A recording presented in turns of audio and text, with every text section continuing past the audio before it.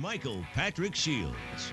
Later this week, the super automotive executive Bob Lutz will be with us, and also the guy who is writing, or has written, I should say, the brand new James Bond book in the tradition of Ian Fleming. It's Carte Blanche is what it's called, so we'll talk. We know how much we love 007 around here, so we'll talk to the guy who's actually commissioned by the Ian Fleming family to write the new James Bond book. Gary Austin is the anchorman this morning. He's got the news update for us. What else is going on, sir? Well, this update is service of American Metal Roofs. Learn more at AmericanMetalRoofs.com. You'll never have to worry about the weather again with a beautiful and guaranteed American Metal Roof.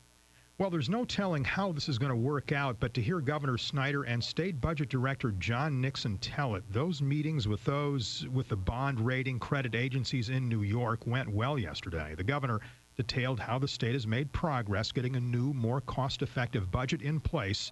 He's hoping that will convince the decision makers to bump up the state's credit rating. That, in turn, would make it easier for the state to borrow money at a more affordable interest rate. To some, this may seem near impossible. Vehicles, on average, getting 62 miles to the gallon, but that's the government's objective by 2025.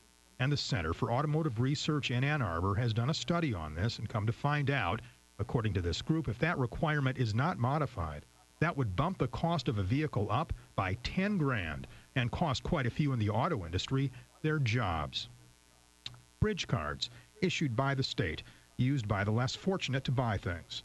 But some are alleging now there's too much fraud in the system, and they say something's got to be done about that. Take, for example, that guy from Auburn who won millions in the state lottery and stayed on the food stamp program.